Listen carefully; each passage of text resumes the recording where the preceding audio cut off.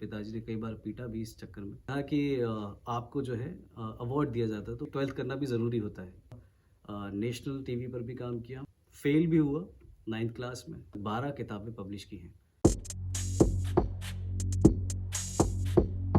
नमस्कार, मैं पंडित अमनदीप आपका स्वागत करता हूं एमबीएस टॉक में। मेरी कहानी शुरू होती है अलीगढ़ शहर से। बचपन से ज़्यादा पढ़ने का शौक़ तो नहीं था। पिताजी ने कई बार पीटा भी इस चक्कर में, और 10th के बाद सोचता था कि पढ़ना नहीं है, सोचता था कि कोई बिज़नेस करेंगे। और उन सभी बिज़नेस में से सबसे बढ़िया बिज़नेस मुझे लगता था वो था भैंसों का तबेला खोलना। सोचता था खूब सारा दूध आएगा और मैं उसे बेचूंगा, यही मेरा सपना था। लेकिन फिर बाद में पता चला कि 12th करना भी ज़रूरी होता है, क्योंकि 10th के बाद आपको कोई पूछता नहीं है। तो घर वालों की दबाव के कारण मैंने 12th भी करी, और मैथ, फिज़िक्स, केमिस्ट्री से बहुत दूर रहता था। टीचर कई बार पीटते भी थे। फेल भी हुआ 9th क्लास में, तो पिताजी ने कह दिया कि रिक्शा दिला देते हैं। सोचा कि रिक्शा चला लेता हूँ, लेकिन फिर सोचा कि दिमाग आया कि हमारे यहाँ पुल बहुत हैं। तो कई बार मैंने देखा था रिक्शा चढ़ाते समय, जब साइकिल चलाते थे हम लोग तो थक जाते थे, तो मैंने कहा रिक्शा कैसे खींचूंगा मैं। फिर मैं प्लान कहा नहीं, रिक्शा तो नहीं चलाना है। उसके बाद 12th के बाद ज़्यादा परेशान हो गया कि ना तो फिज़िक्स आती थी, ना मैथ्स आती थी, ना केमिस्ट्री में मन लगता था। इंजीनियर बन नहीं सकते थे। मैथ्स में इतना वीक था कि नंबर्स को अगर जोड़ना घटाना होता था तब भी मुश्किल आती थी। तो लगता था कि बहुत ज़्यादा डम बच्चा हूँ, तो शायद कुछ नहीं कर पाऊँगा। लेकिन एक दिन अखबार आया दैनिक जागरण का घर पे, और उसको मैंने पढ़ा तो देखा कि उसमें एक प्रोग्राम था, एक कंपटीशन था, जिसमें कि कहा गया कि आप जो है यंग एडिटर प्रोग्राम है जिसमें आप भाग ले सकते हैं। मेरे पास कोई और दूसरा ऑप्शन नहीं था, तो मैंने कहा कि चलते हैं, एक बार किस्मत आजमा ली जाए। मैंने अखबार उठाया और सीधा उनके ऑफिस पहुंचा दैनिक जागरण के, और कहा कि ये प्रोग्राम आप बता रहे हैं, ये कैसे करना होगा। उन्होंने पूरा सेशन लिया, और उसके बाद अखबार कैसे बनता है, अखबार की दुनिया कैसी होती है, रिपोर्टर्स किस तरीके से काम करते हैं, कैसे लोग जो है खबरें लाते हैं और वो बाद में अखबार में बनकर आपके पास आता है, लोगों के पास पहुंचता है। पूरा सेशन सुना, और उन्होंने मुझे एक पूरा खाली अखबार, 14 पन्ने का अखबार था जो खाली दे दिया, और कहा कि आपके पास 20 दिन है, और इसमें जितनी भी क्रिएटिविटी आपके पास है उसे लगाकर इस पूरे अखबार को भरिए और ख़बरें लिखिए, कार्टून बनाइए। सब कुछ था उसके अंदर जो आप एक आम अखबार में देखते हैं। मेरी आदत पहले जैसी ही थी, कोई ज़्यादा सुधार तो था नहीं उसके अंदर। तो मैंने स्टार्टिंग से कोई काम नहीं किया। 18 दिन मैंने कि आज करूँगा, कल करूँगा, कभी किया ही नहीं। आखिर में लगा कि मेरे पास तो कुछ रहा ही नहीं, तो यही कर लेता हूँ। तो बैठकर उसको करना शुरू किया। उस समय ये था कि हमारे घर में इन्वर्टर नहीं था, तो लाइट चली जाती थी। तो मेरे पास पापा एक टॉर्च लेकर आए थे, तो वो उस टॉर्च को जलाकर मैंने जो है अखबार पूरा बनाना शुरू किया, और 2 दिन लगातार उसको बनाया। और जब उसे जमा करने गया तो वहाँ पर बैठे इंसान ने कहा कि अखबार तो असली जैसा लग रहा है। तो मुझे पहली बार किसी ने प्रेज़ किया था, तो मुझे अच्छा लगा कि चलो किसी को मेरा काम पसंद आया।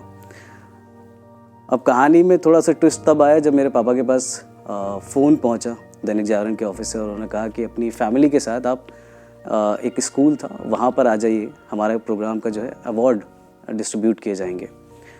पापा ज़्यादातर मेरे साथ नहीं आते थे, ना स्कूल में कभी आए, लेकिन हाँ सपोर्ट रहता था और पिटाई भी साथ में रहती थी।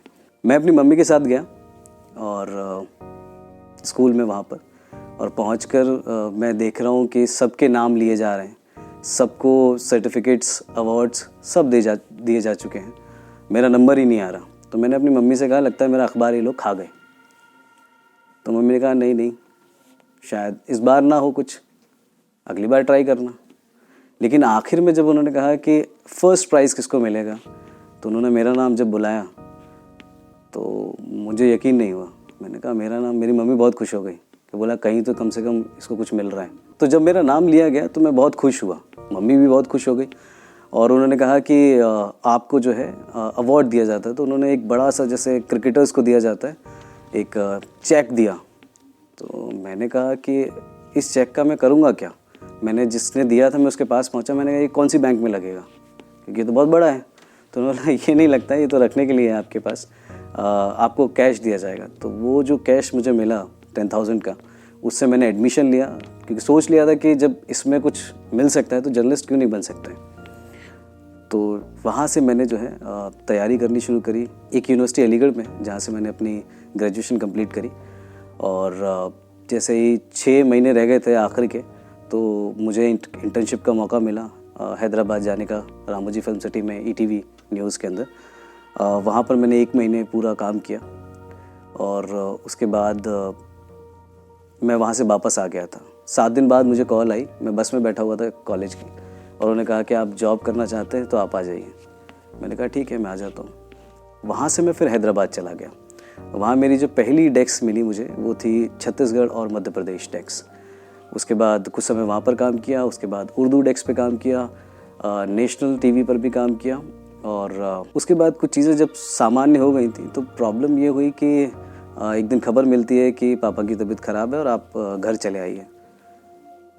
मैं वहाँ से निकला और घर पहुँचा तो पता चला कि पापा एक्सपायर हो गए। तो फिर चीज़ें थोड़ी ख़राब होनी शुरू हो गई थी। लगा कि हैदराबाद बहुत दूर है, तो आसपास की जगहों पर ही सर्च करते हैं। फिर जयपुर का एक ऑप्शन मिला जहाँ पर एक यूनिवर्सिटी में मुझे पढ़ाने का मौका मिल रहा था, तो फिर मैं यहाँ आ गया। मीडिया स्टडीज़ के स्टूडेंट्स को पढ़ाने का मौका मिल रहा था, तो मैंने फिर यहाँ ज्वाइन कर लिया। यहाँ सब कुछ अलग था, नए बच्चे थे। शुरुआत में बहुत कुछ करने का मन होता है आपका, तो हमने भी शुरुआत की। जो हमारे HOD सर हैं शैलेंद्र जी, उनके साथ हमने अखबार निकाला, डेली का अखबार निकाला। उसके बाद हमने रेडियो पर काम किया। उसके बाद हमने टीवी का बुलेटिन निकालना शुरू किया, स्टूडियो बनवाया। और ये सारी चीज़ें हम प्रैक्टिसेस जो शायद हमें नहीं मिली थी वो हम लोग यहाँ शुरू कर रहे थे। ख़ास चीज़ जो निकल कर आई वो ये कि हमने यहाँ पर स्टूडेंट्स के साथ मिलकर अब तक 12 किताबें पब्लिश की हैं। तो वो एक बड़ा अचीवमेंट रहा बच्चों के लिए भी और मेरे लिए भी, कि हम कम से कम वो जो चीज़ हमें नहीं मिली हम उनको दे पा रहे हैं। और यही मेरी कोशिश है कि हमेशा मैं उनके साथ उतनी ही लगन के साथ काम कर सकूं जैसा कि मैं चाहता हूं। अगर मेरी वीडियो आपको पसंद आई हो तो इसे लाइक करें और सब्सक्राइब करें एम्बिशियस टॉक्स को। और मेरे अगले वीडियो के लिए जुड़े रहिए एम्बिशियस टॉक्स के साथ।